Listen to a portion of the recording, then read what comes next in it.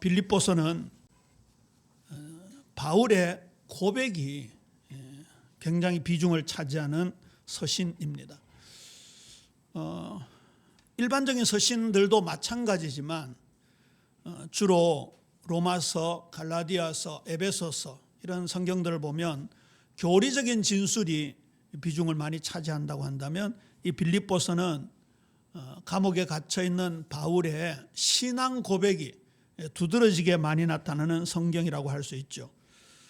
오늘 요절이 18절입니다. 제목에 있는 그대로 전파되는 것은 그리스도니 이로써 나는 기뻐하고 또한 기뻐하리라. 다음 줄 요절은 21절입니다. 이는 내게 사는 것이 그리스도니 죽는 것도 유익함이니라. 3장은 거의 다 전체가 바울의 고백으로 가득 차 있습니다. 저는 이 바울에게서 도대체 이런 극한 상황 속에서도 이 뱃속에서 우러나오는 이런 고백이 어떻게 가능한가 묵상을 해보니까 예수님의 가르침을 누구보다도 전인격적으로 받은 사람이다, 그런 생각이 들어요. 아까 요한복음 8장에도 예수님을 믿는 사람들이지만 자꾸만 육신적으로, 자꾸만 어두움으로, 그리고 비진리 거짓으로, 또 땅에 속한 지경으로 자꾸 흘러가는 걸 볼 수 있죠. 그런데 바울은 반대로 빛으로, 진리로, 더욱더 성령 충만, 영 중심으로 하늘을 향하는 그 모습을 바울을 통해서 볼 수가 있습니다. 확실히 믿음은 그 단계가 있습니다. 그렇죠.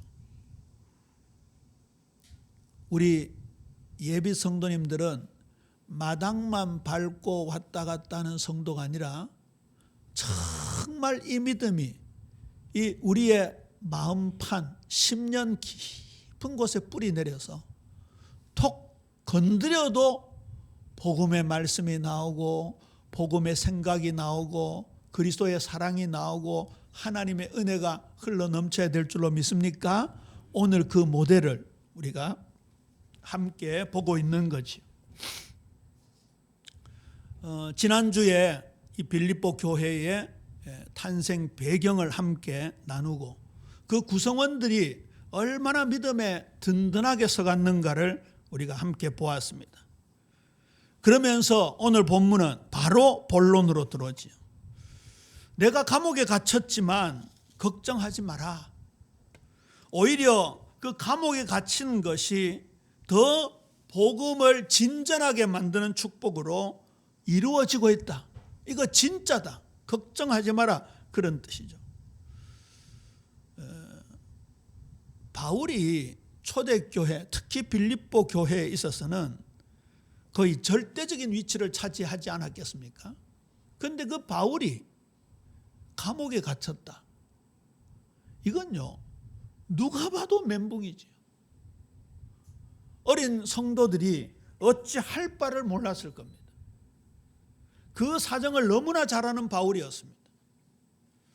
반대로 이 바울이 감옥에 갇힌 상황을 일부러 막 침소봉대해가지고 좀 눈물 짜는 그런 분들이 있잖아요. 막 읍소작전으로 하면은 후원도 더 많이 해주고 겨울에 따뜻하게 지내라고 털옷도 보내주고 영치금도 내주고 그를 절호의 찬스인데 바울은 오히려 거꾸로 내가 비록 몸은 갇혀 있지만 복음은 가둘 수가 없다. 하나님은 가둘 수가 없다. 그렇게 말씀을 가지고 빌립보 교회 성도들을 위로하는 걸 볼 수 있습니다. 이렇게 보면요, 영적으로 해석이 가능하지. 우리가 육신적으로는 굉장히 자유로운데 영적으로는 갇혀 있을 수 있습니다. 그게 오늘 일부 말씀이잖아요. 죄의 종노릇하고 물질의 종노릇하고 세속의 종노릇하고 육신의 종노릇하고 분명히 사망을 이기셨다고 했는데 죽음의 종노릇하고 분명히 너희는 세상의 빛이라 하셨는데 어두움의 종노릇하고 감옥 아닌 감옥에 갇혀서 사는 우리의 모습을 연상할 수 있습니다. 오늘 바울은 비록 물리적으로 감옥에 갇혀 있지만 영적으로는 누구보다도 자유하고 누구보다도 그 담을 뛰어넘고 그 갇힘을 뛰어넘고 압제를 뛰어넘고 하나님께 영광 돌리고 복음 전파의 진전을 보였던 이러한 모습이 우리 예빛 모든 성도님들에게도 동일하게 이루어져야 할 줄로 믿습니까? 우리가 비록 이렇게 영어의 몸 감옥에 갇힌 신세는 아니지만 우리 상황을 한번 돌아보자고요. 경제적으로 어려운 분들도 있고 건강에 어려운 분들도 있고 가정적으로 힘든 상황도 있고 인간관계 속에서 여러 가지 복잡한 그런 분들이 있을 것입니다. 오늘 이 바울의 고백, 그러면 무엇이냐? 그 지뢰로 하나 참으로 하나 무슨 방도로 하든지 전파되는 것은 그리스도니 나는 기뻐하고 또한 기뻐하리라. 기쁨이 넘치는 이 축복 속으로 우리가 들어가야 할 것입니다. 보세요. 분명히 물리적으로 육체적으로 감옥에 갇혔습니다. 그러나 영적으로는 오히려 복음 전파의 진보, 진전, 새로운 국면이 열렸다라고 말하고 있습니다. 바울의 감옥에 갇힌 것을 가지고 사랑하는 제자들은 안타까워하면서 바울이 못다한 분야를 채우기에 노력하는 반면 또 시기하는 제자들이 있었습니다. 참 희한하죠. 누구보다도 복음의 최일선에 서 있었는데 바울을 시기하는 사람들이 오히려 바울의 이름을 팔아가면서 전도하니까 더 바울이 옥죄오는 그런 안타까움도 있었습니다. 그런데 그걸 기쁨으로 승화하는 이런 아름다운 모습을 볼 수 있죠. 다음 주에 나눌 요절은 이는 내게 사는 것이 그리스도니 죽는 것도 유익함이라는데 일반 주석가들은 이 부분을 가지고 바울의 생사관이라고 표현하더라고요. 바울이 생과 사를 보는 관점이 다른 뜻이겠죠. 저는 오히려 생이라는 단어는 빼고 바울의 사망관이다 이렇게 느껴지더라고요. 바울은 죽음을 어떻게 해석하느냐 그런 차원이지. 보세요. 예수님의 가르침이 자기 몸에 완전 사상 체질이 되니까 이런 모든 주요 환경을 다 뛰어넘어버려요. 다 뛰어넘어. 우리가 이 중심 사상을 분명히 가져야 할 것입니다. 복음 전파와 다른 사람들의 삶, 교회를 위한 것에 자신의 인생을 드렸고 그 자신의 삶이 얼마나 아름다운 결과를 나타내었는지 그걸 근거로 해서 성도들에게 고난도 견뎌내라는 고난을 보는 관점을 보여주고 있습니다. 12절입니다. 형제들아 내가 당한 일이 도리어 복음의 전파의 진전이 된 줄을 너희가 알기를 원하노라. 유익한 일이 되었다 그 말이죠. 디모데후서 2장 9절에 보면 복음으로 말미암아 내가 죄인과 같이 매이는 데까지 고난 받았으나 하나님의 말씀은 매이지 아니하리라. 할렐루야. 저와 여러분이 어떤 상황 속에 있다 할지라도 하나님의 말씀은 매이지 않는다. 하나님의 말씀은 결코 축소되지 않는다. 하나님의 말씀은 생명이고 진리입니다. 빛입니다. 자라나게 되어 있고 선포되게 되어 있고 빛나게 되어 있습니다. 우리가 어떤 생각을 가지느냐에 따라서요 판도가 완전히 바뀌는 거예요. 완전히. 믿음은 생각이잖아요. 여긴다라는 단어가 믿음에 굉장히 많이 붙어 나옵니다. 여긴다라는 게 뭐예요? 생각입니다. 생각. 어떤 생각을 가지느냐가 우리의 믿음에 큰 차이를 보인다. 여기 진보, 전진 이런 단어는 군사 용어라고 합니다. 전열을 재정비해서 계속 전진하는 것을 말합니다. 전투에 임할 때 척후병들이라고 있으면 척후병 미리 가서 적의 진지를 파악하고 적의 동향을 파악하고 그 다음에 포의 위치, 전차 대수, 그 다음에 병력의 많고 적음을 딱 미리 보는 군인들을 척후병이라고 합니다. 그 사람들을 통해서 앞으로 어떻게 전략을 가지고 싸울 것인가, 이런 부분들을 살펴보는 건데, 그때 나온 단어가 이 진보라는 단어입니다. 결국은 뭡니까? 그리스도 안에서 그리스도의 능력으로 주의 천군 천사와 함께 영적 전투에 앞장서서 이 모든 것을 이겨내고 복음의 깃발만 높이, 승리의 깃발만 높이 날리겠다는 그런 숨은 뜻을 가지고 있습니다. 일보 전진을 위한 일보 후퇴라는 말도 있죠. 바울이 감옥에 갇힌 것이 틀림없이 물리적으로 환경적으로 볼 때는 멘붕을 가져올 수 있는 상태였지만, 바울은 그것이 한 단계 더 나아가는 기쁨으로 본 거예요. 그러니까 바울이 감옥에서 가장 많이 쓴 단어가 기쁨, 감사였습니다. 이 빌립보서를 본문을 해서 이렇게 설교하신 목사님들의 설교를 쭉 살펴보면 거의 기쁨이라는 단어가 많습니다. 우리 예비인 모든 성도님들 무조건 기뻐하시게 되기를 주님의 이름으로 축원합니다. 그거 데살로니가전서 5장 16절에서 18절 함께 암송합니다. 시작. 항상 기뻐하라, 쉬지 말고 기도하라, 범사에 감사하라. 여기까지.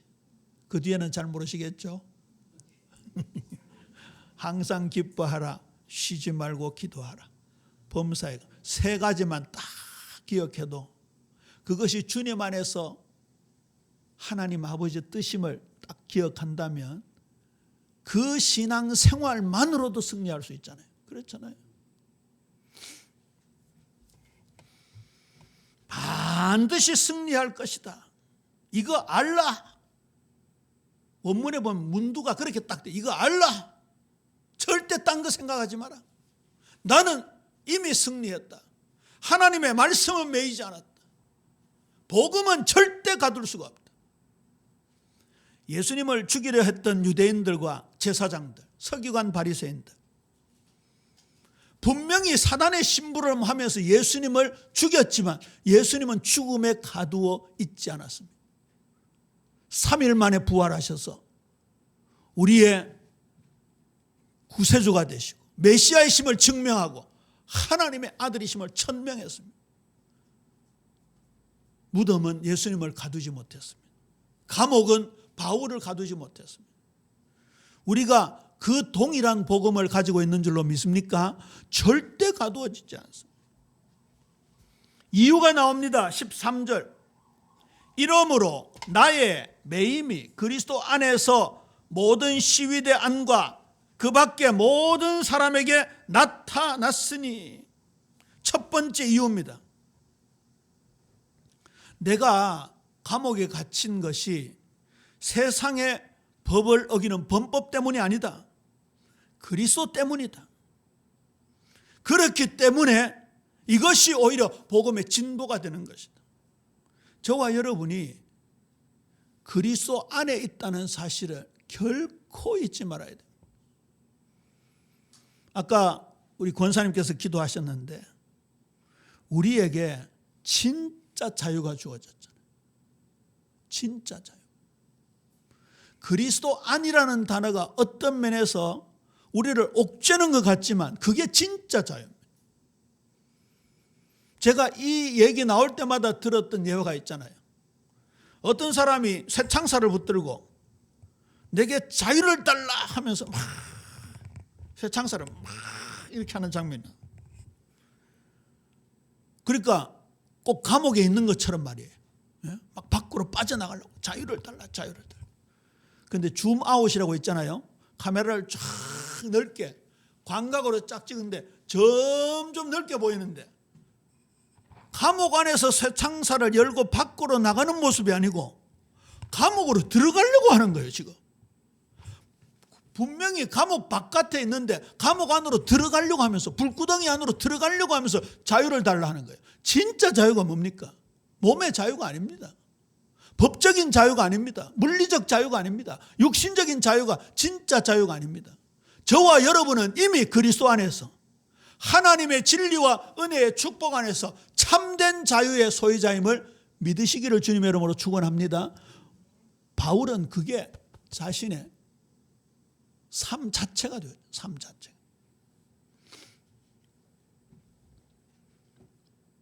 그리고 두 번째 이유입니다. 14절. 형제 중 다수가 나의 매임으로 말미암아 주 안에서 신뢰함으로 겁없이 하나님의 말씀을 더욱 담대히 전하게 되었느니라. 이거 보세요. 만약에 바울이요 감옥에 갇혔다고 다 죽어가는 소리로 야들아 면회 좀 안 오나, 야들아 내가 감옥에 있으니까 먹을 게 너무 없다, 좀 먹을 것 좀 넣어달라. 이 교도소 안에서도요 굉장히 따르는 사람이 있고 또 아니면 소외된 사람이 있습니다. 옛날에 이량 목사님이 제가 그때 처음에 전도사 시절에 따라갔는데 너무 막 돌직구로 얘기하니까 내가 좀 어쩔 줄 모르겠더라고요. 죄수들이 예배하러 오는데 죄수복을 입고 오는데 이게 좀 때깔이 달라요. 약간 고참 죄수들, 그 다음에 또 돈 많은 죄수들이 있어요. 교도소에서 나오는 음식만 먹고 사는 사람이 있고 영치금을 잔뜩 가지고 소세지 먹고 통닭 먹고 그리고 또 옷도 거기서 파는 쇠타 그리고 담요 이런 거 더블로 입고 덮고 자는 사람도 있어요. 그중에 좀 약간 고참 별이 많은 사람 느낌이 들더라고요. 이 죄수복을 얼마나 칼같이 다렸는지. 여기다 가면 줄 쫙 세고 바지에도 줄 쫙 세고 왔는데 우리 목사님이 그분들 보고 그러더라고요. 야들아 그거 죄수복 그거 앞만 다리 봐라, 죄수복이다. 맞아요, 안 맞아요? 군인 갔다가 이제 첫 휴가 나오면요 군인들이 고참들이 막 옷을 다려주고 막 멋있게 구두도 반짝반짝 닦아주고 그러거든요. 그래서 자기 딴에는 다 폼 잡고 나오는데 바깥에 민간인들이 볼 때는 전부 군발이라. 우리가 얼마나 착각하고 있는지 몰라요. 바울은 그게 전혀 없었다 그 말이에요. 오히려 담대한 모습으로 복음의 진전이 되었다라고 하는 그러한 모습이 바깥에 있는 제자들에게 어필이 된 거예요. 하다못해 일부러라도 믿음이 좀 좋은 척 해야지. 다 죽어가는 목소리로 돈 보내라 하면서 너희는 밖에서 그렇게 잘 먹고 잘 사는데 나는 이렇게 고생한다 이러면요 불신앙의 소문이 삽시간에 번집니다. 삽시간에. 제가 자주 말씀드리잖아요. 이 김 목사가 성령 충만할 때도 있지만 안 그럴 때도 있거든요. 그런데 강단에 서가지고 맨날 다 죽어가는 식으로 그렇게 하면 주일날 지금 은혜 받으러 한 주간을 살아야 되는데 이 강단에서 풀이 다 죽어가지고 낑낑거리고 흐느껴 울고 이러면 이게 성도님들에게 전달된다고 말이에요. 그냥 하는 말이에요. 늘 성령 충만해 하기를 기도해 주시기를 주님의 이름으로 권면합니다. 그런데 안 그럴 때도 있다고 말이에요. 그런데 그때 차라리 확신을 가지고 담대함으로 얘기하는 게 낫지. 바울의 그 표정과 말과 편지로 전달되는 것에 힘이 있으니까요. 밖에 있는 바울의 제자들이 더 힘을 얻어가지고 복음을 전하는 그 내용을 지금 얘기하고 있는 거예요. 복음은 절대 패배함이 없고 진보하고 승리만 있는 줄로 믿으시기를 주님의 이름으로 축원합니다. 그런데 변수가 생겼습니다. 불신자들이 대적해오지요. 믿음으로써 구원을 받는다는 것에 유대인들이 대적해오지요. 개인적인 감정을 가진 제자들이 흐느껴 울지요. 거기다가 거칠애로 하는 바울의 갇힌 것을 더 괴롭게 하려고 했던 제자들은 아마 바울 팀과 다른 팀이었던 것 같아요. 그런 사람들이 시기하고 경쟁심이 올라가지고 오늘 여기 잘 이해가 안 되는 표현이 나오잖아요. 보세요. 어떤 이들은 투기와 분쟁으로, 어떤 이들은 착한 뜻으로 그리스도를 전파하니. 착한 뜻으로 그리스도를 전파한다는 거 이해가 되는데 투기와 분쟁으로 이해가 잘 안 되잖아요. 17절 보세요. 그들은 나의 매임에 괴로움을 더하게 할 줄로 생각하여 순수하지 못하게 다툼으로 그리스도를 전파하니. 이게 도대체 어떻게 된 일이에요? 이 사람들이 내부의 적입니까? 외부의 적입니까? 내부의 적이에요. 내부의 적. 그리스도를 전하는 사람들이요, 초대교회 성도들이에요. 저는 가만히 이 부분을 한번 생각해 봤는데 고린도 교회에 바울파가 있었고 베드로파가 있었고 아볼로파가 있었고, 이것도 저것도 아니다, 나는 그리스도파다. 그 사람들 과연 오직 그리스도였을까요? 다 싫다 이거지. 이거 조심해야 됩니다. 바울도 싫고 게바도 싫고 베드로도 싫고 아볼로도 싫다. 우리는 오직 그리스도다. 이 사람들도 아닙니다. 그 사람들은 싫어서 그렇게 모인 거예요. 이런 팀들이 바울의 감옥에 갇히니까 아이고 잘됐다. 그동안 바울 혼자 나대더니 이번에는 우리가 주도권을 잡는다. 이런 식으로 지금 전도를 하는 팀들이 생겼다 그 말이에요. 제가 신학교 다닐 때 이 해석을 듣고 깜짝 놀랐는데 어떤 팀들은 바울이 감옥에 갇혔는데 자기가 베드로 제자이면서도 돌아다니면서 내가 바울 제자다 하면서 막 돌아다니면서 전도했다는 거예요. 그러니까 감옥에 갇힌 바울이 더 곤욕을 당하는, 더 괴롭힘을 당하는 것으로 의도를 하고 돌아다니면서 우리는 바울 제자다 하면서. 그때 당시는 왜 핍박하는 시대 아니었습니까? 그 얘기를 듣고 제가 굉장히 충격을 받았던 기억이 납니다. 이렇게 복음의 중심을 가지고 목숨 걸고 복음을 전하는데도 내부의 적들이 생기는 거예요. 보세요. 유대 종교 지도자들이나 로마 군인들이 바울을 괴롭히는 게 더 힘들겠어요? 이렇게 같은 형제 자매들이 내부에서 공격하는 게 더 힘들겠어요? 내부에서 공격하는 게 더 힘들 때도, 심리적으로 더 힘들 때도 있습니다. 그런데 바울은 그 모든 것이 뭐라 했습니까? 복음의 진전, 진보가 된다고 얘기했어요. 이게 얼마나 큰 영향력을 미칠까요? 16절 17절입니다. 바울을 사랑하는 사람들, 바울의 진짜 중심을 가진 제자들은 내가 복음을 변증하기 위하여 세우심을 받은 줄로 알고 사랑으로 한다.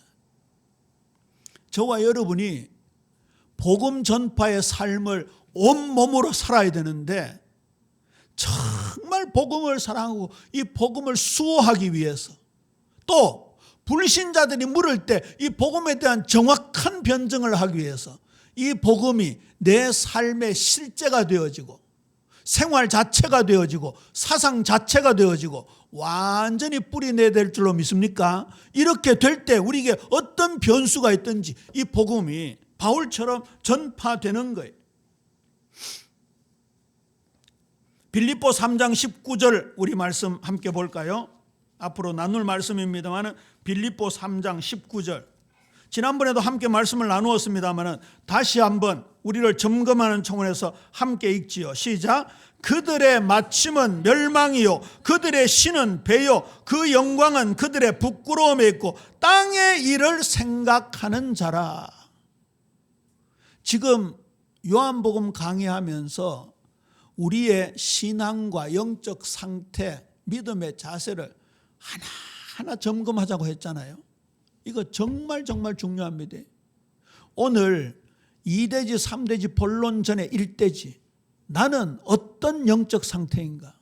나는 믿음의 최전선에 서 있는 자로서 어떤 자세인가라는 것을 점검하는 것이 가장 중요하다는 말씀을 드렸는데, 저는 요즘 이런 말씀 들을 때마다요, 볼 때마다 나는 누구인가? 나는 어떤 상태인가? 이걸 굉장히 많이 고백합니다. 솔직한 말로 과거에는요, 이런 거 보면 누가 생각이 나요? 배를 신으로 삼는 거 보니까 먹기를 탐하는 누구다, 이런 생각이 들고요. 명예를 쫓는 사람들, 그러면 또 다른 사람이 생각나고요. 근데 바울이 그 고백했잖아요.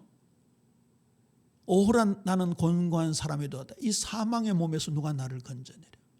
나는 모든 사도들보다 가장 작은 자다. 나는 모든 성도들보다 가장 작은 자다. 나는 죄인 중에 괴수로다. 보세요. 바울이 삶을 살아가면 살아갈수록 우리 그냥 한번 계산해 보입시다. 바울이 믿음이 점점 자라가면 자라갈수록, 신앙이 점점 돈독해질수록, 신앙의 경륜이 쌓일수록 더 착한 일을 많이 했겠습니까? 더 범죄를 많이 했겠습니까? 더 착한 일도 많이 하고 더 복음 전파에 최전선에 앞장섰습니다. 그런데 이게 웬일입니까? 가면 갈수록 나는 깨끗하다, 많이 깨끗해졌다, 나는 성화되었다, 이렇게 표현해야 되는데 자신이 더 죄인임을 고백하고 있습니다. 이건요, 작은 것 하나에도 세밀한 마음을 가지고 있었다는 거죠. 이 서신서의 말씀들, 예수님께서 친히 육성으로 하신 말씀들을 가지고 정말 나를 점검하는 게 안 되면요, 이 바울과 같은 이런 축복 속에 들어갈 수가 없는 거예요. 들어갈 수. 우리 예비 성도님들은 이 말씀을 받을 때마다 나의 말씀으로 받게 되기를 주님의 이름으로 축원합니다. 이 18절 우리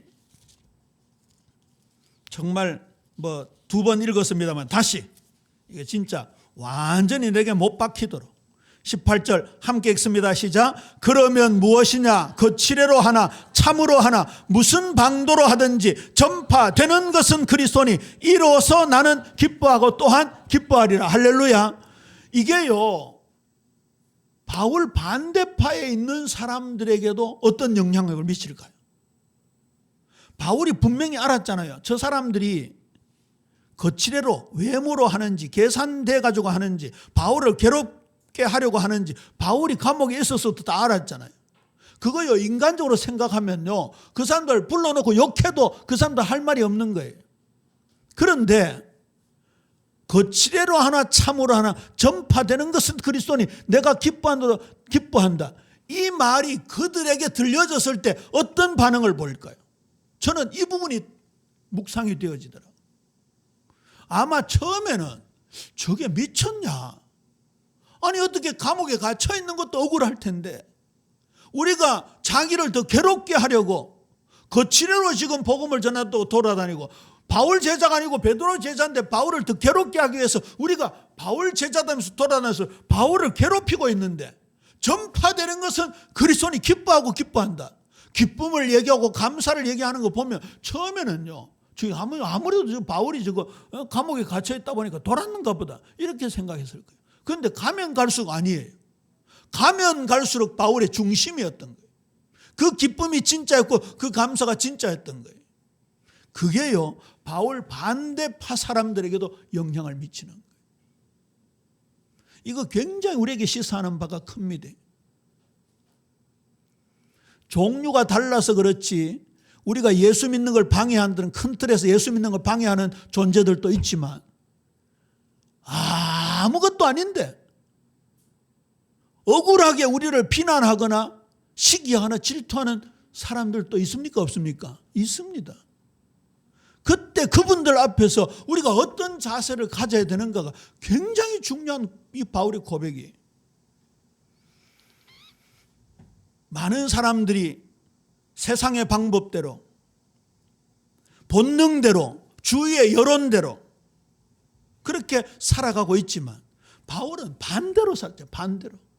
여론이 아니었고 세상이 아니었고 세상의 원리가 아니었고 육신이 아니었고 누구나 다 따라가는 어두움이 아니었고 진짜 빛의 사자로서 걸어갔잖아요. 멘붕이 오는 것이 정상인데 오히려 멘붕 온 사람들에게 힘을 더 실어주는 이런 고백이 빌립보서에 얼마나 많이 나옵니까? 나중에 절정의 고백이 나오죠. 나는 풍부에 처할 줄 알고 궁핍에 처할 줄 아는 일체의 비결을 배웠다.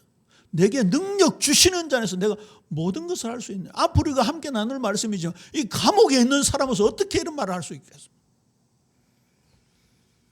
근데 드디어 이러한 사상과 고백이 이게 본능이 돼야 돼요. 본능이.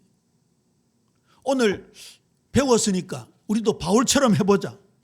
그래가지고 되는 게 아니고, 어느 날 갑자기 핍박과 환난이 닥쳐온다 할지라도, 어느 날 갑자기 갈등이 온다 할지라도 여기에서 저절로 나올 수 있도록 돼야 되는 거예요.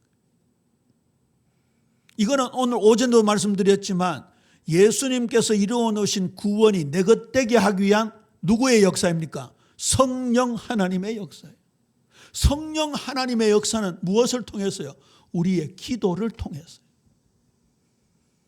하나님 아버지, 오늘 일부에 받은 말씀대로 정말 우리가 하늘에 계신 주님, 은혜와 진리의 원천이신 예수님 바라보는 저희들 되게 하옵소서. 우리가 일평생 거짓으로 살았다면, 이 거짓이 난무하는 세상 속에 우리가 승리하려면 이 길밖에 없습니다. 도와주세요. 오늘 바울의 고백을 그대로 우리가 기도 제목으로 삼습니다. 나를 괴롭히는 사람들도 있고, 내부의 적들도 있고, 외부의 적들도 있습니다. 내가 감옥에 갇힌 상황 같지만 전파되는 것은 그리스도니 내가 기뻐하고 기뻐합니다. 내 속에 만유 되시는 주님이 함께 하시니 너무너무 감사합니다. 그렇게 자꾸 고백하면요, 이 고백이 진짜 이 속으로 들어오게 되는 거죠. 바울은 그 상황 속에서도 나를 낮추고 자신을 죽이고, 이 말씀이 다들 아멘이 될 거예요. 그런데 이게 삶에 이어지기까지는 시간이라든지 환경이 지배를 받게 되었습니다.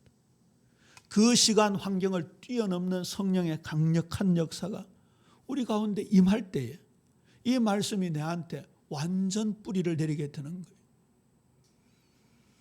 우리가 상황보다도, 환경보다도, 문제보다도, 사건보다도, 어려운 부분보다도 더 큰 능력, 더 큰 하나님의 축복이 바울을 확 감싸고 있으니까요, 감옥으로 느껴지지 않았던 거예요. 우리 예빈 모든 성도님들, 앞으로 바울의 금과 옥조, 정말 주옥 같은 이런 신앙 고백들이 우리 성도님들 한 분 한 분의 신앙 고백이 되어서 모든 환경을 뛰어넘고 문제를 뛰어넘고 사건을 뛰어넘는 그런 승리하는 믿음의 선진들 되어지시게 되기를 주님의 이름으로 축원합니다.